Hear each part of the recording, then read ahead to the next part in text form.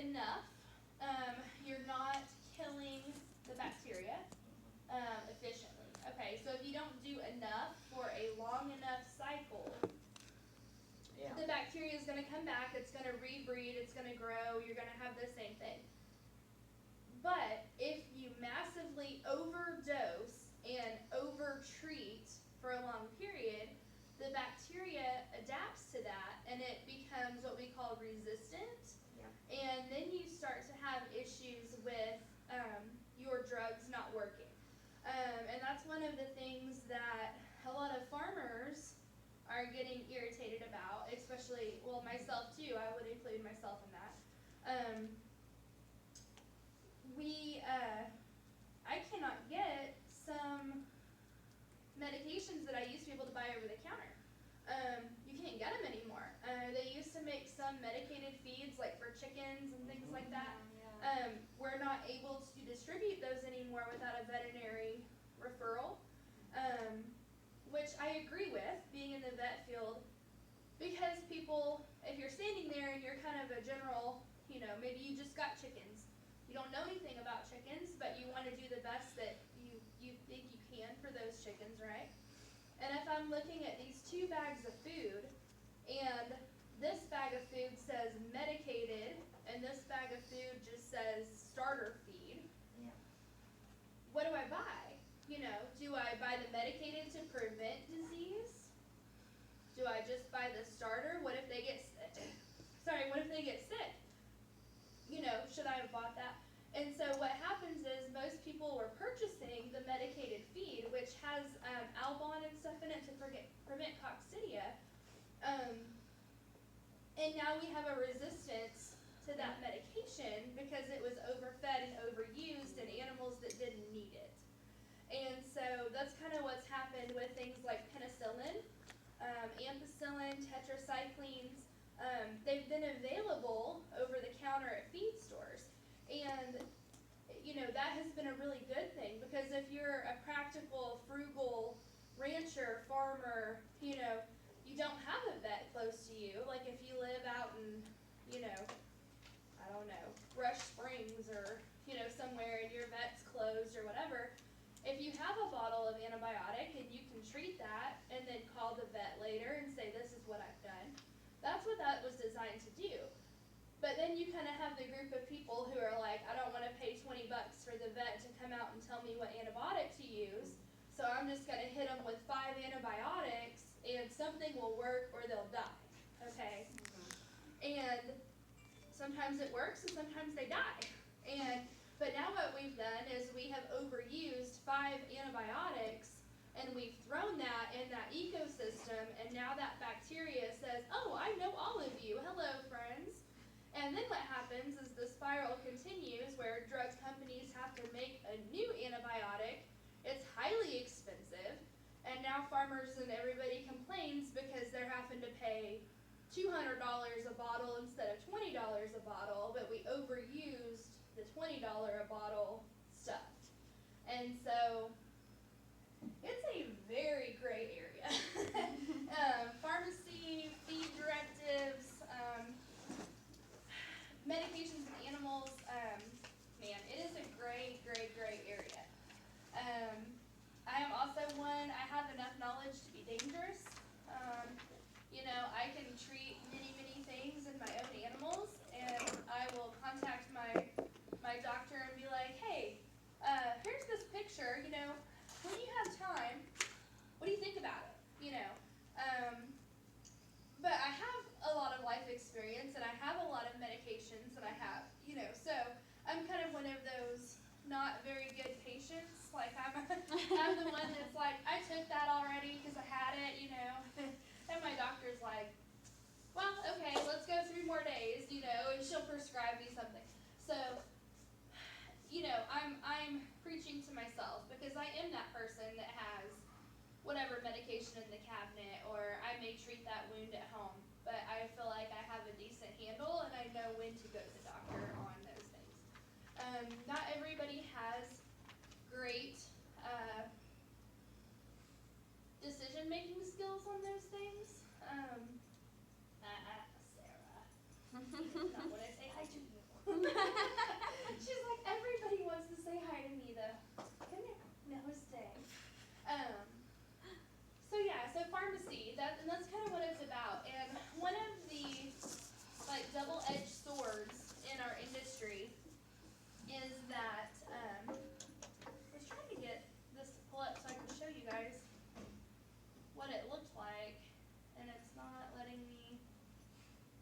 just do it.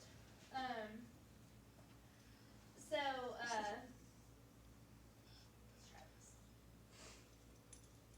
Oh yeah. You know, we'll have clients that call and, you know, maybe they don't have funds to come in, and they don't perceive that they can afford to come in and see the doctor, you know, and get this. And I say perceive because if let's say I am that person, and I've been this person, even though I work in the field, some things are really expensive. I might go to the feed store and I might buy, you know, a $20 dewormer and a probiotic gel and a, you know, something else, maybe a new dog food. I'm gonna switch. Maybe my dog has diarrhea. Let's go with that. Oh, my dog had diarrhea a couple weeks ago. My dog's having diarrhea. I think it's intestinal worms. Okay. So I'm gonna go to the farm store because I'm gonna perceive that that's a cheaper route for me. Okay. And I'm gonna buy a over-the-counter dewormer. It's gonna cost me $20-25. Maybe I'm gonna try a different dog food because maybe I think it's the dog food. And then maybe while I'm there, I'm gonna get this probiotic because somebody said probiotics are good for diarrhea. Okay. And maybe then I'm gonna go to Walmart and buy some Pepto, because Pepto helps with diarrhea, right? And Google says I can give Pepto to my dog, which you can, and you just have to be careful with it. But okay, so maybe right there in that I've spent $90, $100 maybe. Okay. Now the perceived thought process on that is I spent $100 on things that I can do, and I feel like I'm doing something for my animal, right? I made that decision. I bought this. I'm gonna try it. Now, what if it doesn't work? Then what? Maybe I go back on Google and I'm gonna go to, you know, Walmart and I'm gonna buy some canned pumpkin and some. What did somebody tell me the other day? Pedialyte and something else. So I'm going to spend more money guessing, basically. Okay. I've done this. I'm not picking on anybody. I've been this one too. But if I were to go to my vet's office, our office visit is like $40, like $38. That's our office call. In that office call, you're guaranteed basically 30 minutes of time with my doctor, okay, and all of his knowledge and all of his recommendations, plus you have me and my team, and my girls are really knowledgeable too. So for $38, you now have all of this medical information, knowledge, recommendations, safe dosaging on things. And then, okay, your dog maybe needs a fecal. Our fecal is $15. That's what we charge for a fecal exam. If we see worms, we're going to give you a dewormer. We have the same feed store dewormer. It's all the same. We have the same drug. Ours is $15 to send it out the door. $5 cheaper than Tractor Supply. Saved a little money there, right? Okay, if it wasn't parasites, maybe you need an antibiotic. An antibiotic is going to do better for you than the dog food and the pumpkin and the Pepto and all of those things. Your average dose of metronidazole, at my practice anyway, is about $22 for a 10-day supply.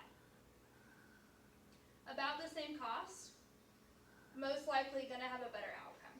Okay, that's the hard part about veterinary medicine. The hard part is trying to say, I understand that you feel like this is going to cost you a lot of money, okay? Because that's the perception, is that if I go to the vet, it's going to be hundreds of dollars. They're going to charge me for things I don't need. They're going to try to convince me that I need vaccines and a neuter and a microchip and whatever else, okay? But one of the first things that I say to people when they come in and they're like, I don't want anything else, this is what I'm here for. I say, okay, that's fine. I am not here to sell you things. I'm may tell you about things that are a better option, or I may say, hey, just for your information, if you want to know more about this, but I'm not going to come in here and say your dog's having diarrhea. Okay, but you're also due for vaccines. You have to have vaccines first before we can treat your diarrhea. That's not what it's about. Okay. I have worked in some practices that will do that. Yeah. I left a vet place because that's one of my friends, so, Mhm. yeah. I don't think that's okay. I think, that only adds to the perception that does that animal need vaccines? Yes, probably. But that's not why they're here now. And if you try to browbeat them for a vaccine and they have a legitimate health concern for their pet, they're not coming back to you. So to me, it's about building a trust relationship where I can say, hey, we recommend this and this is why. And that owner goes, okay, you haven't done me wrong in the past. I think that I'm going to trust you on this. And then it's good for the owner and it's good for the pet. And it's good for us in a roundabout way. I mean, there's never a lot of profit in what we do, but if somebody comes back more than once, that's a profit. So it's kind of about, for me, it's about the communication aspect, and it's about making sure that, we're addressing those issues. Things can get expensive. They can, and they can get expensive very fast, and some drugs are expensive in nature. We pay a lot of money for them. The clients have to pay the same money. That's the unfortunate side of pharmacy. We can't control the price of drugs. And a human med has the same issue, This is kind of an excerpt from one of the Plums books. And kind of what I wanted you guys to see here was this dosing information. And I just randomly picked a page here. But if you look, it says, actually this may not be a good one. This may be, what did I pick here? Oh, hydrocodone. How's that? So, this book, basically what I wanted you to see, there's a ton of information in here and it gets really bogged down. But when they're dosing for these animals, it'll say the species, so this is dogs. These are all of the possible ways that you could dose that right here. So, it says, for this particular drug, 0.5 to 2.2 milligrams per kilogram, or 0.5 to 1.1 milligram per kilogram IV, IM, or sub-Q. So, if you're doing a sedative dose, you would only do 0.025 to 0.2 mg per kg. Or if you were giving as a pre-medication mixed with morphine, it's even less. And then if you look down here, cats are completely different. So if you have a Plums or have access to a Plums drug book, basically they come out with a new one about every year to every 2 years. I think I have 3 different colors of Plums now. They might have a Plums back here. Hold on. Or something similar. But basically, no, these are all humans. I need it. They're all There's humans. there's human drugs over here. So that's the crazy thing. Now, if you're gonna give this to a ferret, it's really different. If you're gonna give it to a cat, it's different. So each species has different tolerances. Did she go out? Oh no. I was like, did she abandon me? So each species has a different tolerance for different drugs. Horses and some drugs, horses take less drug than a dog. Horses are big animals. Okay.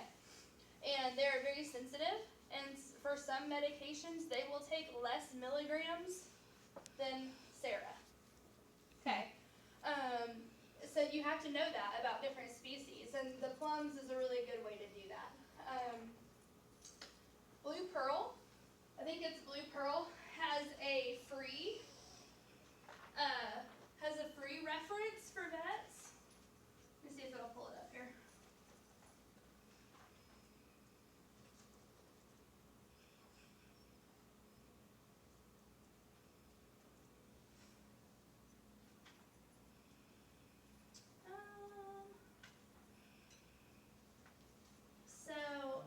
Blue Pearl is a corporate veterinary hospital, but they do a lot for education all the way across the board.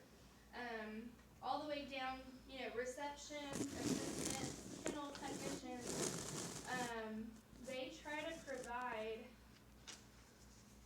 a lot of information for the field in general, and they do have a free reference. So one of the things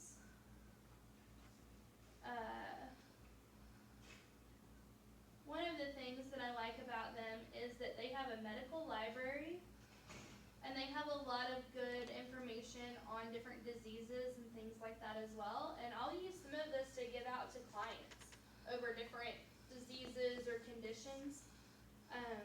But you guys can get on here too and use this, like if you're trying to look up something or trying to find a safe, or try to find a safe option for stuff. I don't know why it's not. There you go. You may have to log in. You can create a login for it.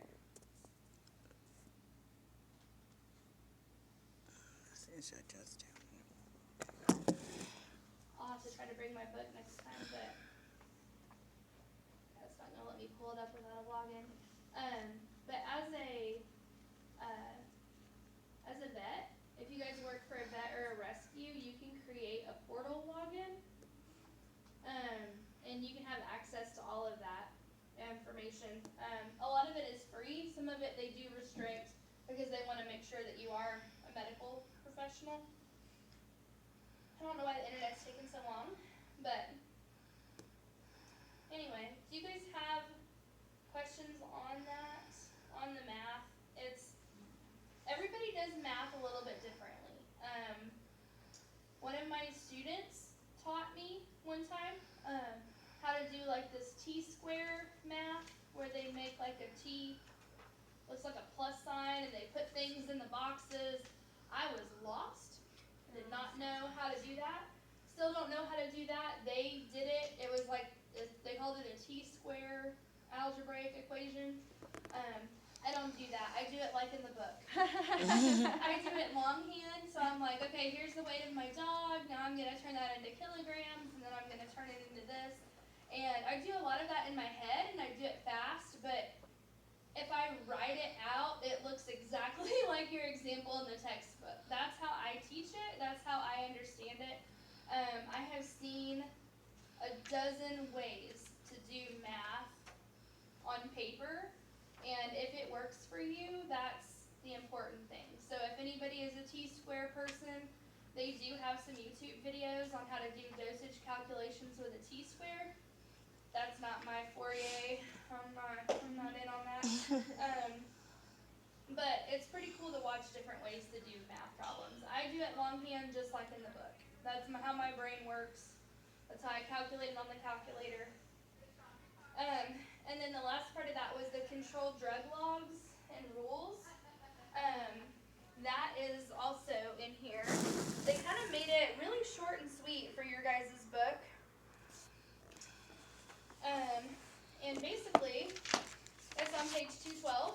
There's a little purple box, and then it talks to you about controlled drugs.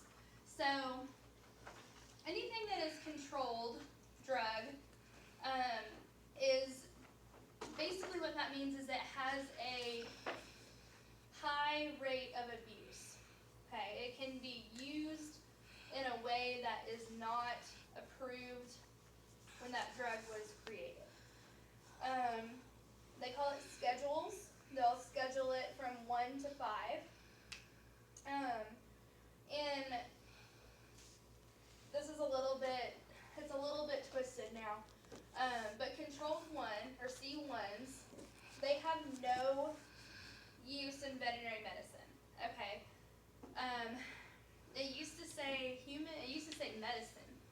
in general. It was only for research purposes. Human Med has changed that with the approval of medical cards, medical marijuana cards. There's some use now in the mushrooms that create hallucinogens. Shrooms? Yes. What do they call them? They have like a medical name for it. I don't know the medical name. Yeah, shrooms. Psilocybin? Magic mushrooms. Psilocybin. Yes, that sounds right. Yeah. What is it? Psilocybin. Psilocybin? Yes. There is some use for those now in human medicine. Marijuana has been now sort of medically approved. Oh, in it's some medically states. approved all over the place. Yeah, it's not federal. We Yeah. talked about So that. don't fly with it. But, yeah, so that has changed this. But in veterinary medicine, They use CBD products for pets and stuff like that. That's a big industry out in Oregon. I mean, those people invest lots of money in their so pets CBD is and not marijuana. pot products. It's not marijuana. It's a derivative. It's a hemp derivative, which is a family. So CBD has never been scheduled. It was just one of those things that is like, meh, we don't really know. But marijuana with THC is toxic to dogs for sure. It's toxic to cats. CBD is safe. I mean, we use a lot of CBD. Everybody seems to be using CBD. It came before the medical marijuana, so we had the CBD surge about 4 years ago. Big bang. 4 to 5 years ago, everybody was all of a sudden talking about CBD and what they could do for their pets. And in the veterinary field, we were like, we don't know. Like, there's no studies. The Veterinary Practice Act, the Veterinary Society, the AVMA, they still don't recommend it. There is still no recommended use for CBD or anything like that. It's changing. There are a lot of pharmaceutical companies who are making veterinary approved, veterinary research CBD. But the big thing with the human side, we're seeing the same thing. It's the same thing with everything. Sourcing. Okay. If you go to your local dispensary or your local CBD shop and they have a animal CBD product there, how do you know it is what they say it is? Okay. There is no regulation on it. There's no testing on it. There's no recommended milligram for CBD in dogs. There's no recommended dosage for CBD in dogs or cats or horses or anything. So if they say, I have a 2-ounce bottle of CBD liquid and it is this percent and it's $80, okay, how do we know that that is what that dog needs? How do you know for arthritis, maybe that dog needs 5 mils of that. Or for anxiety, maybe they need 15, or maybe they need 2, or maybe they need, so that's the big thing with the CBD in the veterinary industry is there's no studies. We don't know how many milligrams of CBD is shown to help with anxiety. We know that it does. We know that it helps with pain. We know that it helps with animals that are undergoing like cancer therapies and things like that, just like with people. But there's no dosing on it. And so that's what the industry is working on now. How do we say, don't give 6 ounces of CBD to your dog. Maybe they only need 3 milliliters, right? But that's an up-and-coming thing. And then there was just an article in Veterinary Practice magazine about using the mushrooms in veterinary medicine.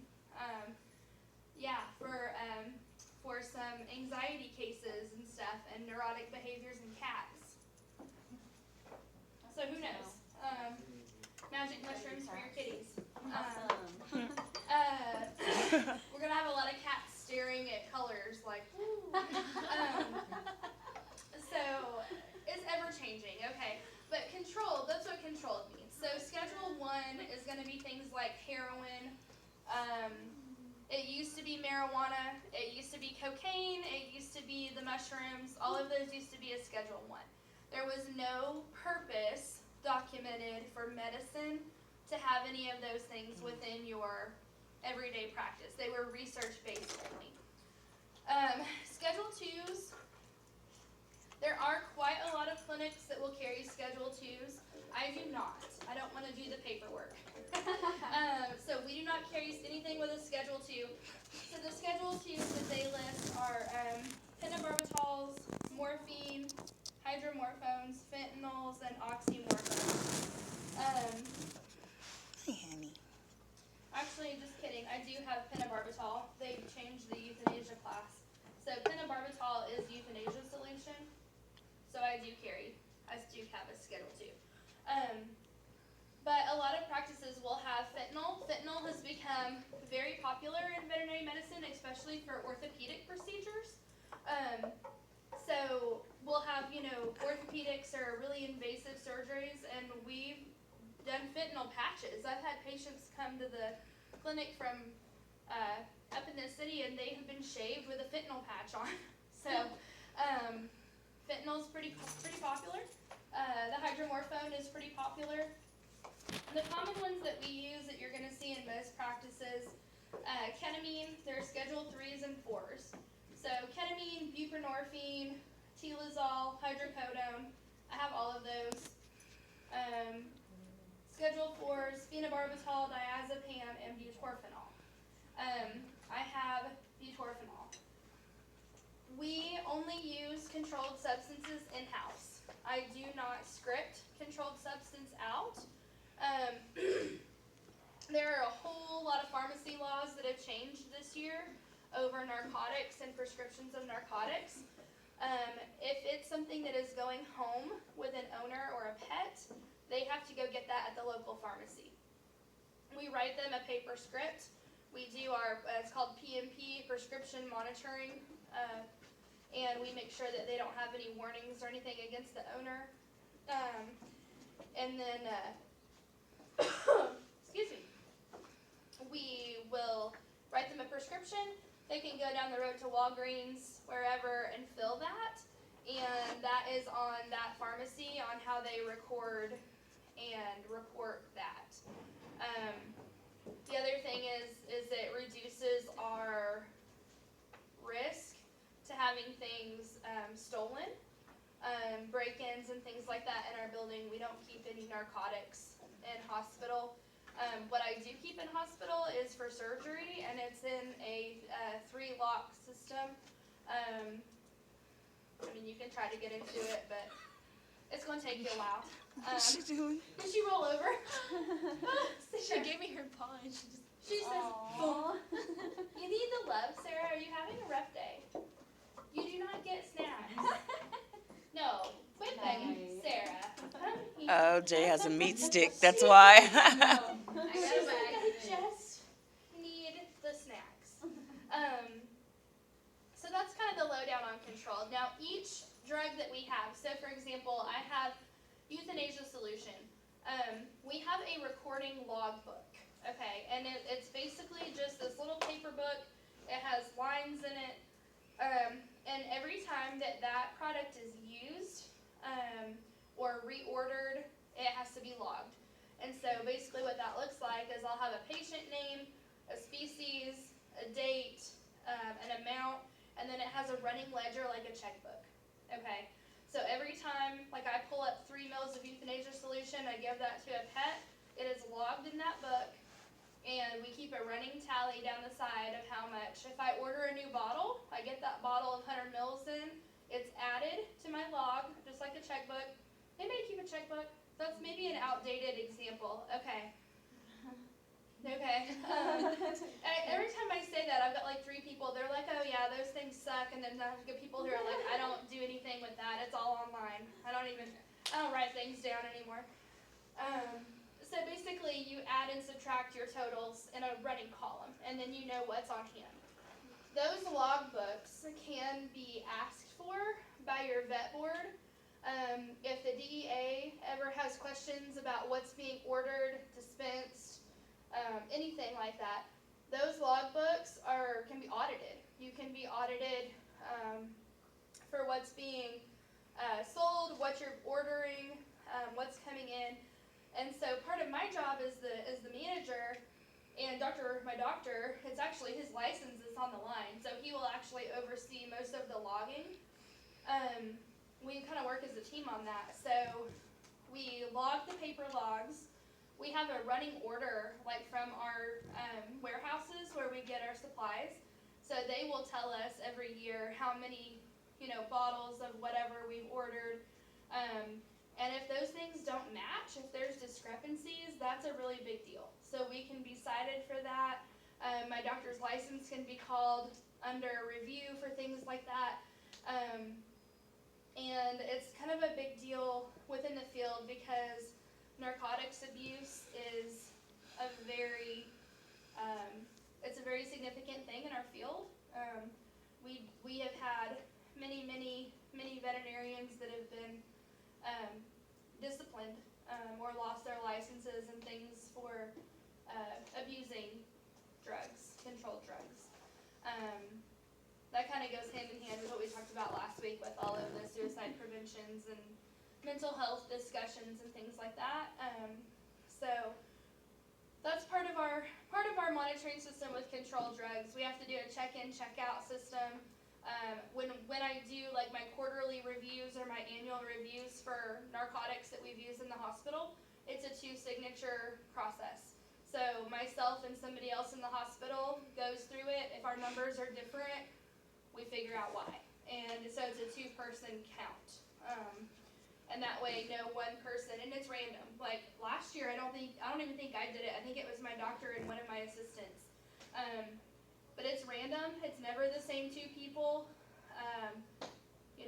We do that on purpose. So that way there's transparency, I guess is the best way to say that. So that's kind of the controlled drugs. Do you guys have any questions about controlled drugs or why? I don't really have a good explanation for why they're scheduled the way that they are, other than it's basically the dependency and the chance for abuse. So the lower the number, the greater the dependency or abuse. Sorry.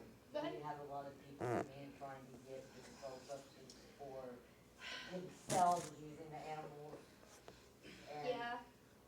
It used to be a lot more common. We had a client, when I worked closer, actually I worked on 240, over here on 240 for a little bit, and we had a client that would come in a lot. His dog broke his leg, he broke his other leg, he broke a toenail, he thought his back was broken, he was in uncontrolled amounts of pain. Definitely drug-seeking behavior. I mean, definitely. It's not as common anymore because of the prescription laws. Everybody's kind of gotten on board with the monitoring. yeah. I think people who do seek narcotics have realized that we have to log the same way that human doctors do. And so they can't just come to this vet today and get a tramadol, go to the other vet down the road and get tramadol, go to the city and get fentanyl. Because before we can prescribe anything, you have to do, it's called PMP Aware. It's an online monitoring system.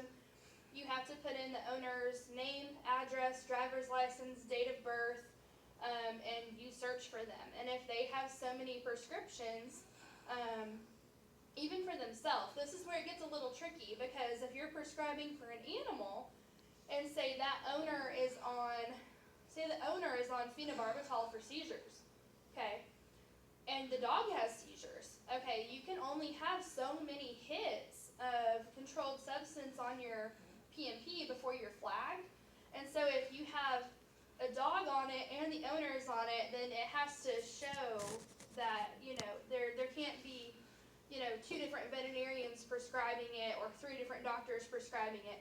And so you have to monitor some of those closely. And we have a lot of clients that are on different, controlled medications for chronic disease or seizures or things like that, or cancer, co-supportive cancer treatments. And It can get sticky, it can get tricky, like when you try to prescribe something for a pet, and we have been called before, like, did you mean to prescribe this? Yes, we did, it is actually for that animal, you know. And if they were to do the math, they would see that it's not a human dose, you know. So you have to be very specific with all of that. But it has definitely changed in the last 6 years. Definitely not seeing as many drug-seeking behaviors from clients. It used to be awful. I mean, it used to be awful. People would come in and they're like, I need tramadol for my dog. Why? You know? We don't normally just prescribe tramadol. Normally that's let's do some carprofen. How about some NSAIDs and see how they are in a week, you know? Definitely don't have people coming in asking for name brand drugs for their dog anymore. When my mom was alive, she had Alzheimer's and Yeah. severe diabetic and stuff. And her dog got sick, and we ran into that problem. Yeah. That was 6.5 years ago. Yeah. And, you know, I'm going, okay, because I never thought about, Yes. and, Yep. and with her having all her health issues, I mean, she had like 20-something different meds. Yep. And they're like, we can't fill this, and I'm going, It's for the dog. Right. You It's like know? like you can watch me give it to the dog. It's for the dog. And most of the population, that's true, you know. But again, you have 1% Yeah. that is gonna make it really hard for everybody else to just treat their pet, you know. I would think especially in the city. Yeah. I think it's probably still a little that way up here. I have some friends that work at Neal, and they do see a lot more interesting things than we do out in the sticks. So thank goodness for that. That's why I work out there. I don't want to work in the city. So, but yeah, a lot less drug seeking. I think the other part of that is that the CBD has opened up so much, and that, you know, people are like, well, my dog's hurting. You know, maybe I can give it some of this natural stuff. And I'm not gonna knock CBD. Like, I don't fully understand how it works in animals and dogs, but I know that it does have some benefit. So yeah, I was like, I'm not. I like the ointment. I have like CBD ointment, and I've actually used that on my knees, like when my knees start hurting. But the chiropractor also helps me a lot. So my chiropractor is a miracle worker. So you know, that's basically the rundown on that. It changes. Pharmacy law, controlled drug law changes all the time. It's getting ready to change again. Up into January of this year, we could call, like I could call Walgreens and I could say, hey, this is Chelsea, here's my doctor's information, here's his license number, I need this much for this dog, they'll be there to pick it up, and then they would go to Walgreens would say, okay, let me ID you, here's your prescription. Can't do that anymore. It has to be a carbon copied special DEA printed pad. Has my doctor's information on it. They have registration numbers on each piece of each paper of the pad. They have thermal heat security now. It's fancy. So I cannot call a pharmacy and have a controlled drug filled. Doesn't matter if it's a long-term patient, doesn't matter if they've been on it for 6 years, doesn't matter. They have to have that little special prescription pad paper. They have to pick it up from us. It has to go to the pharmacist and be handed over. They have to do their thing with it. It took a long time to convert our clients to that. We got yelled at a lot. Had a lot of really upset clients because they couldn't just go to the pharmacy and get it. Now they've got to come to us, get the paper, go to the pharmacy, you know, and you can't email it. It cannot be emailed, it can't be digital at all. It's the paper. And so that changed on January 1st of 21. And we didn't have a lot of notice on that. It was like a 4-month notice, and then when it actually happened, it was like, you know, hammer down. There is no tolerance for anything other than this thing. But again, it's security. It keeps people from bucking the system, I guess. So, okay, that's my boring pharmacy talk. Drugs change a lot. Drugs come and go from popularity with different doctors. New medications are coming out every year. More often than that sometimes. Some drugs, if you have an older doctor, the drugs that they are using may not be actually recommended to be used anymore. I've run into that a few times where it's like a first generation, sedative, and now we're like 8 generations in with better technology, and we're still T-lazoling everything over here, and they're asleep for 8 hours. So it changes. So when you feel like you have a handle on it, it's probably going to change again. I keep buying plums because they keep changing the plums. So I keep getting a new one. When a new edition comes out, I get the new book. And that's kind of how we stay current. And then they also, they've actually started recently an antibiotic. Who makes that? It's basically a council, and it's a, what do they call it? Antimicrobial Use Coalition. And they actually monitor antimicrobial uses and efficacies, and they change the policy for how long you use antibiotics in different species. And it's really interesting, and that just kind of started within the last couple of years. But they put out a yearly summary on, it used to be like Clavamox. We would do Clavamox twice a day for 10 days. That's just what it was. That's what the company said to do. Every animal got the same. And now they're saying in cats that you only have to go 6 days, and that 10 days is overkill. And so that's what this group of people does. They're like this little coalition that are trying to, fix antibiotic overusage. So, which is cool. It's an admirable thing. Well, you would end up with the same issues you do with people, wouldn't you? Yeah. It's like, I know that I took penicillin all the time as a kid. I can't take it now. Yep. I have a violent reaction to it. Yep, exactly. And my grandma did the same thing. Penicillin was prescribed for everything, Yeah. but it was a miracle drug of its time, Yeah. and it still works for a lot of things. But there are some things that it's not effective against anymore. So, and that's where we've come out now with the clavicillin or Clavamox. It's the amoxicillin with clavamuric acid, and so it's amoxicillin plus some friends, and it makes it a little more viable. But some things we've seen that Clavamox is actually now becoming a little bit resistant. So, things evolve and they learn and they try to survive. And so, when you're trying to kill those things, you have to stay above the evolution of the thing you're trying to kill, right? So that's kind of the pharmacy chapter. The anatomy, I do want to touch on anatomy today and kind of cruise over it. Anatomy is a big chapter. I say big chapter. It's kind of follows the same pattern for the rest of your text chapters. It is a lot of information in every single paragraph of your chapter. Okay, so when you're reading this anatomy chapter, every single paragraph is pertinent information.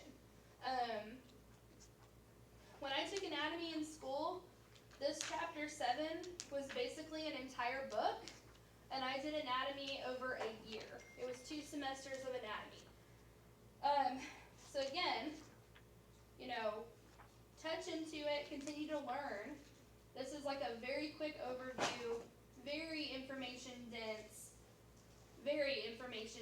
chapter. Okay, don't bog down too heavy in the material because you're not going to find a lot of answers in the textbook, if that makes sense.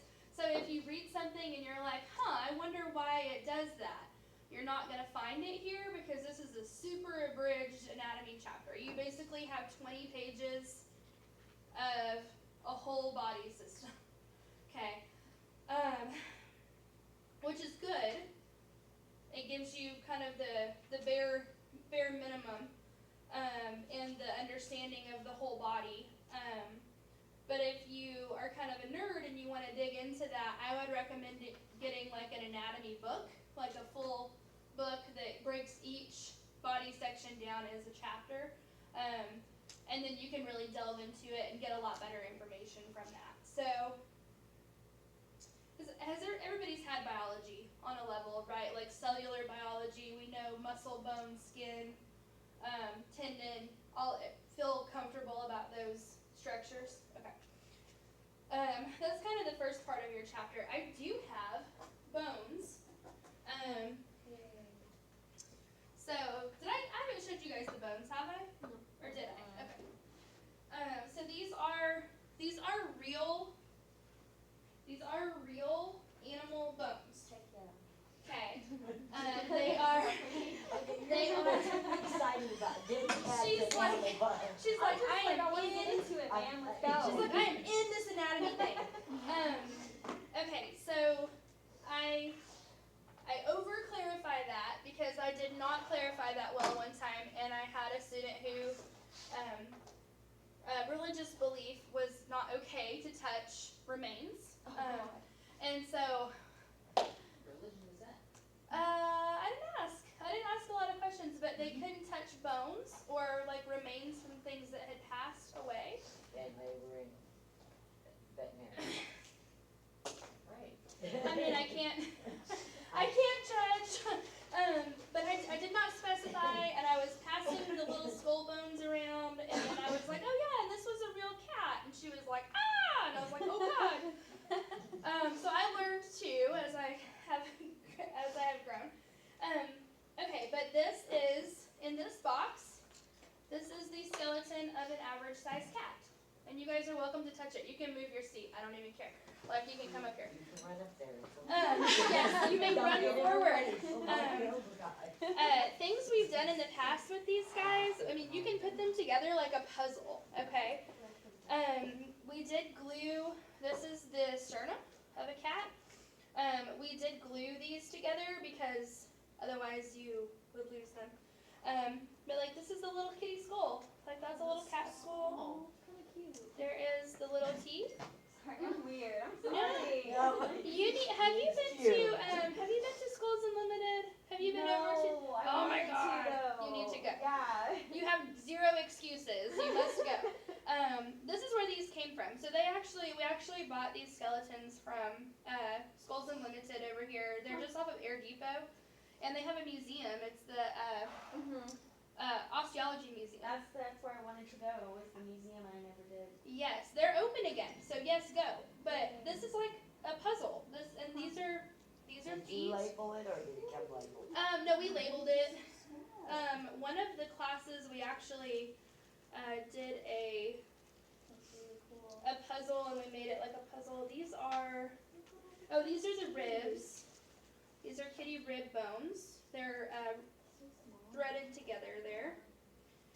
This is a tail. This is the kitty's tail. Wow. That's the tail. And this is your average like 7-8 pound cat. Okay? This is an average size house cat. Now, Oh, wow. The teeth's still there. Why are all the teeth still there? they actually glued them in for us, Oh, so they would okay. stay preserved. They are, yes, Vertebrae. yes. That's what Now I thought. the vertebral column. So we put some of it together, kind of like a puzzle. So this is most of the spinal cord, and these are actually the parts between the neck and the skull. So this is like your atlas axis and your first vertebrae. Here's some that slid off. That is the sternum. So that's the front part that connects the ribs, and then the ribs come off of the spine. This is the front part. So this is the sternum, and these are basically tendon or cartilage that connect the end of the ribs to the sternum, the chest bone. So that right there, wouldn't that be about the growth plate? Yep. Yeah. Yep. And then some of these we labeled, you can kind of see. So when I taught tech classes, they had to know all of the parts of these bones. That was a whole unit. They had to tell me the holes, the structures that touched each other, the whole thing. we glued the foot together. So I always want to show people this. See how these toes sit on top like this? I don't know. I don't think I can. I'm in there I was going. like, it's really dark in here. I'm glad. There we go. Oh, wow. That makes Hey, so there much was easier. light. Okay. I'm like, why are we like hunkered over this in the dark? It's like a flashlight. Okay, so this foot, see how the toenails sit on the top? Okay, that is how cats, when their claws are not they're not extended, that's how they sit in their feet. When we declaw cats, we take that entire joint off. So that whole thing, we cut it off right there. It's a bone amputation, and it's that whole tip of that toe is removed. And so when you take the toes off, these are the pieces, the random pieces. These are rib bones. These are ribs. And random irregular bones. This is what comes off when you declaw a cat. So that is that entire first digit. It's like taking the knuckle off. Yeah. That's me. It's pretty crazy. It's a little intense on those guys. So that's what a declaw looks like. These little bones. These are rib bones. And the other thing we'll usually talk about when you do CPR on a cat, if you have to, these ribs usually break to stimulate the heart, and you can kind of see why. I mean, they're very tiny. They're usually well protected. This is those cartilage ends that connect so that you can breathe and expand. So you have a bone portion, and then you have a cartilage portion. And the cartilage portion connects to your sternum, and that lets the expansion happen. So that's kind of what those guys are. So that's the kitty, and then there's a little femur, little bitty femur. The dog, I'll set the dog over here. The dog is a little different. So this is like a 6-7 pound Chihuahua. That's my I dog. know, I was gonna say. That's my dog. Wait a Actually, I minute. think this was like 10 pounds. I think they said 10, 11 pounds. You can see, like right off the bat, the bone structure is heavier and denser. And if you think about canine as, biological as a hunter and what they do, their bones are heavy. Cats' bones are light. Like if you think about picking up a cat and all of that fluid movement and the You can lightness. just definitely tell them it was just, Yeah. yeah. Oh, wow. Compared to Yeah. cat's jaw, there's a Just big the difference. density. Yeah. Yeah. And so these are like, This is so much. Check that out, Sarah. Look, that's your skull. sort of. My skull's bigger than that. I have a bigger brain than that. Okay, and then if you look at these dog nails, these are a little bit delicate, apparently. Probably when it goes in. Your daughter won't eat her snack, she's cranky.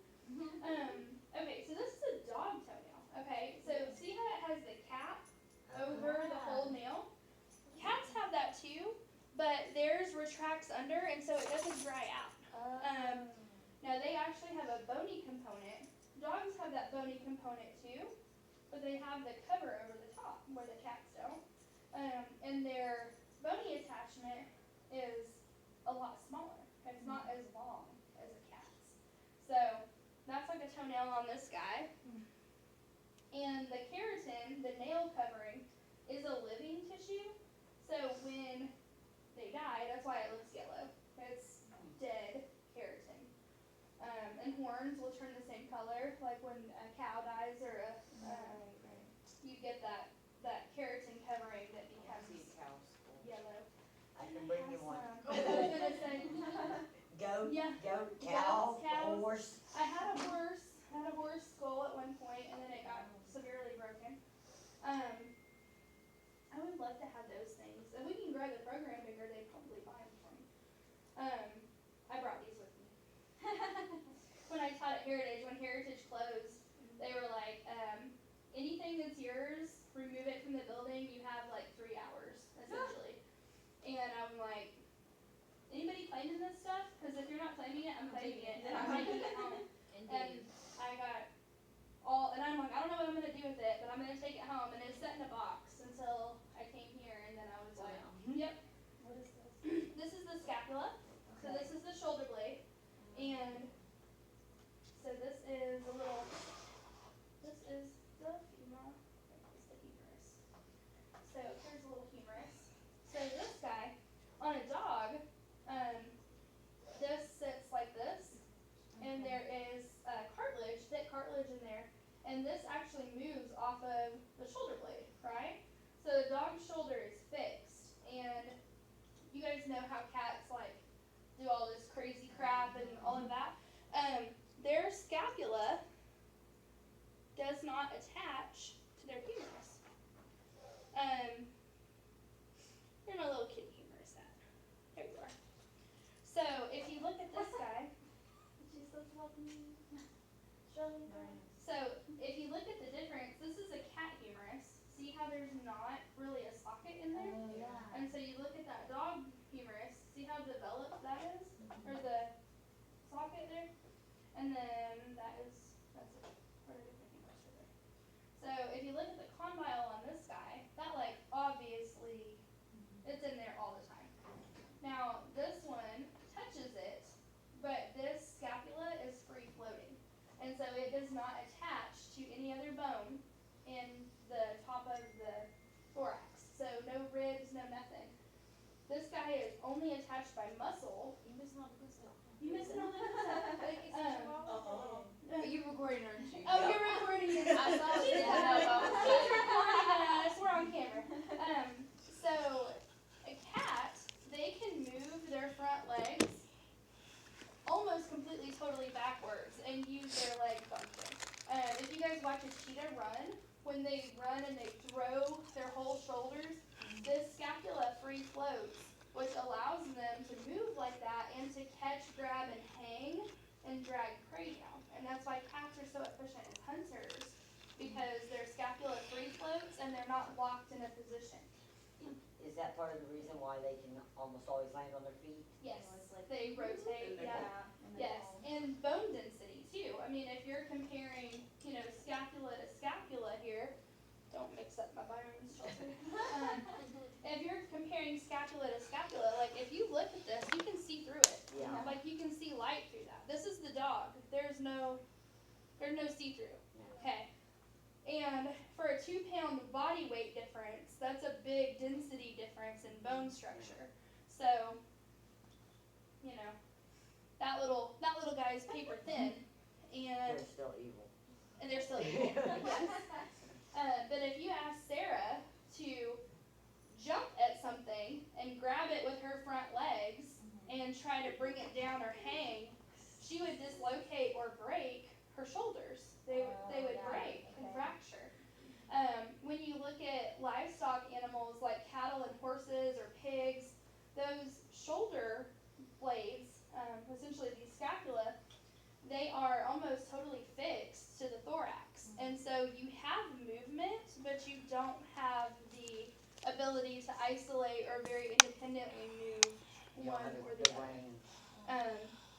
And it's all muscle based versus actual bone movement. So, but they're very fixed. You can't take a horse and say, extend your legs like this. They're gonna go, no, my bone is stuck. It doesn't move like that. But a cat can come at you with its arms like this, and it can, hang from 2 toenails on either side. So that comes down to their skeleton structure. And if you were to compare, say Sarah's scapula or a German Shepherd scapula, it's going to be thicker, denser, and heavier than this one. And that goes by species of dogs too. So with breeding, we have changed bone These are structure Cat bones. in these animals. So if you're looking at this Chihuahua, and then you have a bulldog that is Yeah. the same weight, They're gonna look your totally different. your humerus is gonna have a twist in it, and they're shorter and they bow out, and so these weight bearing arches change. So if you have a dachshund, their bone structure is different and the shape Okay. of the bones can vary. When you end up with a crossbreed dog like Dusty, he's a Chiweenie. Uh-huh. Everybody laughs at that. Chiweenie. So he's got the longness of the Dachshund, Uh-huh. but he's got the head of the Chihuahua, Yeah. the deer head Chihuahua. The deer head. Yeah. He's got the bobble, Big the old bobblehead. ears and stuff. Yeah. In my opinion, when you crossbreed, so let me back this up by saying this. When you breed for specific traits exclusively, you are breeding in problems. Okay.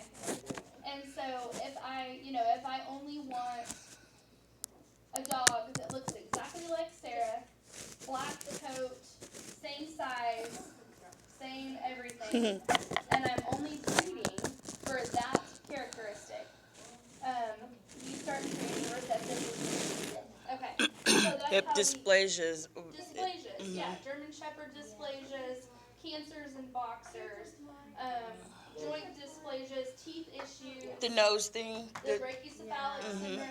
So What did you call it?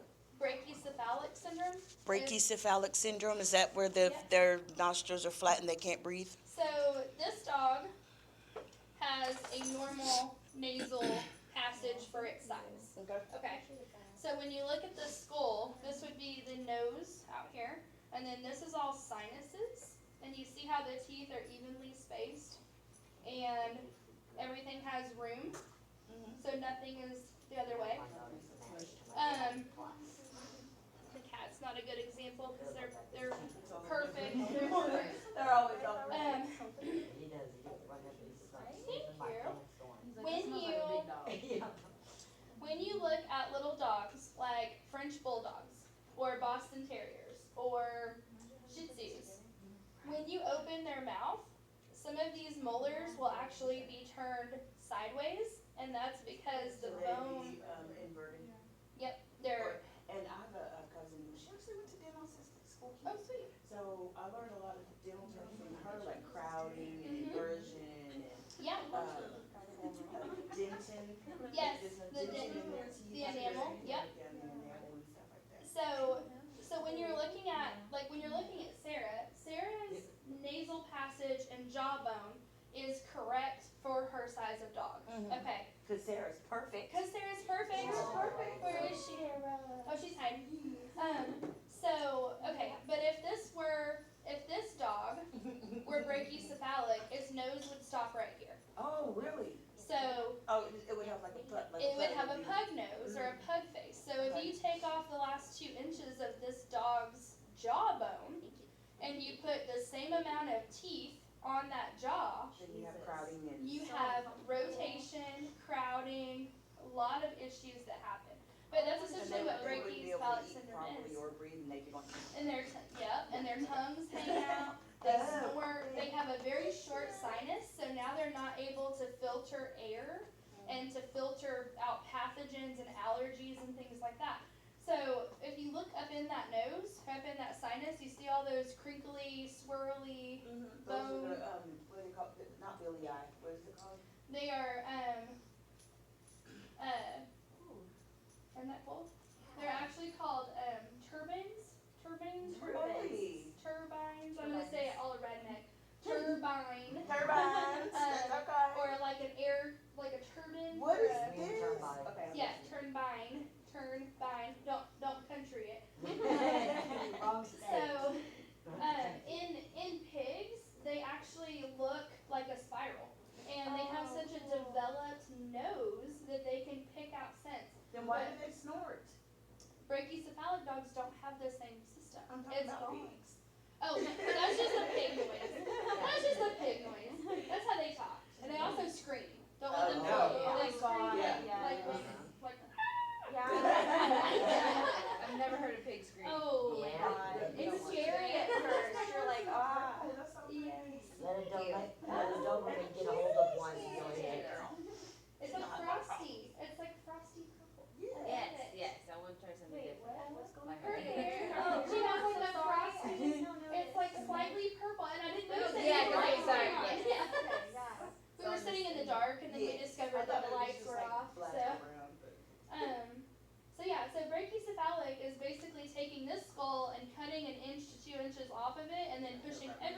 back into there.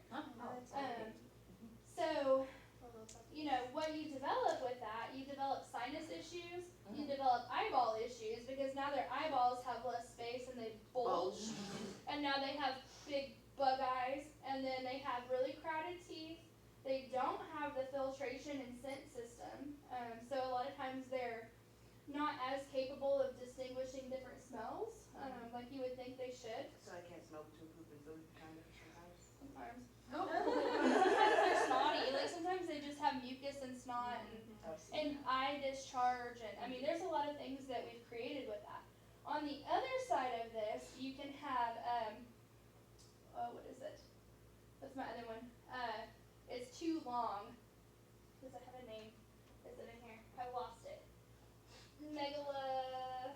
Mania. Okay. So yeah, brachycephalic. He knows something. Oh my gosh. It's in here somewhere. I know what you're talking about, I can't think of the word. So if you think of like Lassie, like a standard collie, and they have a very long pointed nose, okay? That is a elongation of the skull and the jawbones. And what that does is it actually, most of your sight hounds, like your Afghan hounds, your greyhounds, they're gonna have a longer, narrower, pointy nose, and they are actually made more for vision sharpness, and so their eyesight will be impeccable, but they're gonna have gaps and spacing between their teeth, because now you've done the other thing, you've taken this and extended it, and now they have big gaps between their teeth. Yeah, so they're not good So, friends. right, Anymore. not, well, sight hunting, yes, Yeah, sight that's what I work, was just gonna say, Yes. they're excellent Yes. for, because Sight I work. They're not like, dachshunds. They're that, not you know, going just for to- burrowing and they're grabbing. not gonna track and burrow and things like that. My dog wouldn't do that anyways, he'd be like, you're crazy. Yeah, you're not doing, but I'm an American I dog. know, no, do that, dude. He's like, Don't I do only it. do that when I want to. Exactly. I'm about to be 23. Yeah, he does that to my pillows. So I like I the don't look bones like it, for I that look reason. like I'm And then 12. so if you look at the other cool thing, It'll serve you well. Really? Wow. Wait, what I missed? What happened? We're talking about I usually read age. lips. You're just covered. I know, yeah. yours is covered. Yours are covered. So if you look at the other side of this, so this back here, so everything behind this fusion line is where the brain lives. So this dog's brain is about as big as a cutie. That was a Chihuahua. That's crazy. R.I.P. So everything behind this frontal bone, see these little fusers right here, and this looks like a little, like a globe. That is where the brain is housed, right there. Like hold it in the palm, like a walnut. They're so evil, but Like their brain is so small. I know. That's why they're they're- That's because they're green. Chihuahuas Their are compassion. That's because Chihuahuas don't, and another reason was because Chihuahuas, nobody disciplines the small dogs. Nobody just They don't. They're like, let me carry you, They're like, oh, like let me you. carry you around, baby, you, and then whenever they nip at people, they go, oh, don't you do that, you stop me, Yes. you know, and then the big dogs, they know better. They know better, yeah. So, I mean, if you look at this cat, like, that's a walnut. Like, the cat's brain is the Wow, size and of a they are walnut. so smart. And they're evil. Yes. They Yes. are plotting They're, to let's kill say, you. let's You're say asleep. instinctual. My baby would never. They're very Oh. instinctual.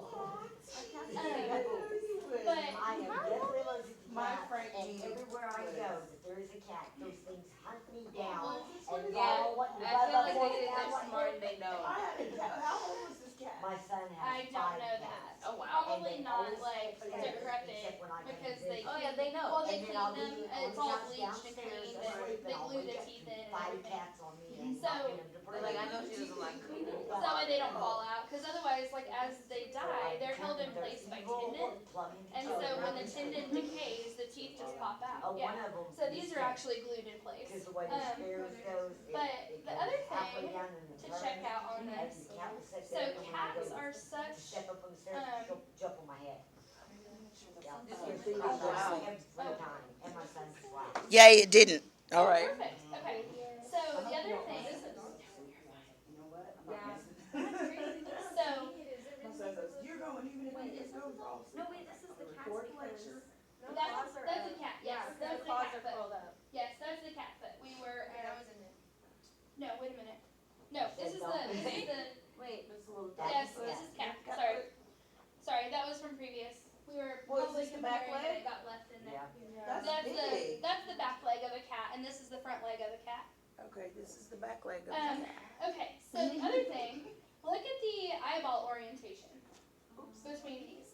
So the arches, so you have eyeball orientation here of your cat, and they're forward. They're very, very forward, but they can also see beside a little bit. Dogs have a little more beside, but still forward. But see how big this arch back here, the zygomatic arch?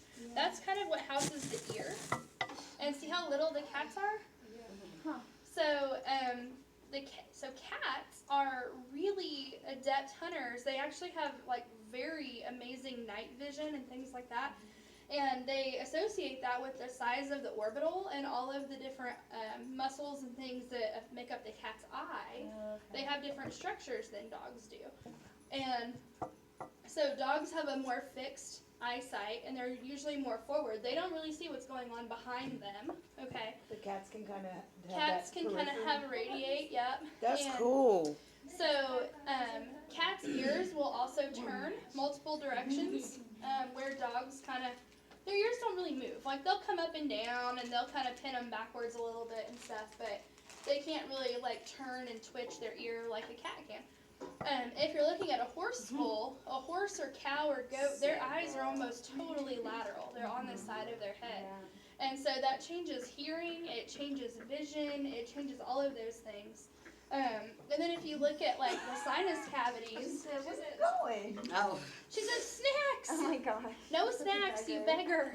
I'm sorry, Sarah. She really was. She turned away from me. She was like, I would if I could, but I cannot. and mommy's not So letting how us long can. does I'm it pretty take sure you for, can't have like this sour skin cream and cheddar chips. stuff to dissolve off the bone? It depends on the environment that the skeleton is in.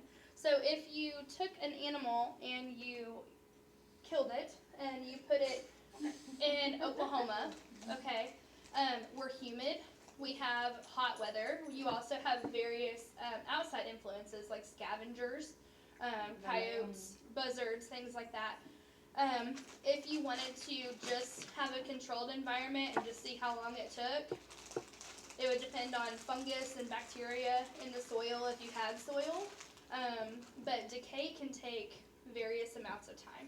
It can Depends take on up to a few moisture, days. humidity. What if you bury If it's super, super hot and it doesn't rain outside, then you can It's turn just into like a with the mushy, human gushy body. skeleton Yeah. within 4 or 5 days. Yeah, for sure. Do you have You- to like put it in something, or can you just lay it? So when like to process like this, where they Yeah. process these, so this is actually a really cool process. We need to have a field trip.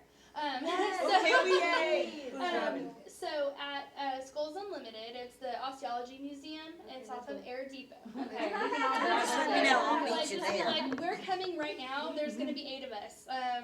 Stay open. Stay open. Right. They actually will do birthday parties where you can do. I know, like, and you can do forensic. Well, it's your birthday things. next month. And Oh, mine too. So Wait, October.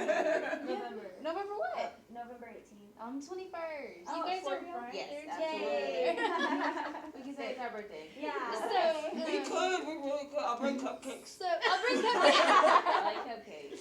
So they do a completely different process. Okay, so their goal is to process this as completely as possible with minimal damage to the structure because they preserve skeletons. That's what they do. They actually have the little beetles, the flesh-eating beetles. They Those breed are them cool. there, and they actually submit. They probably have a video. Oh my God. Can you see them if you go there? I've never Yes. had one. You could see them? Yes, and you can see how they do the process with the beetles and everything. They also sell skeletons. So if you have like an interest in bones, you can buy. Okay, you're not allowed to go.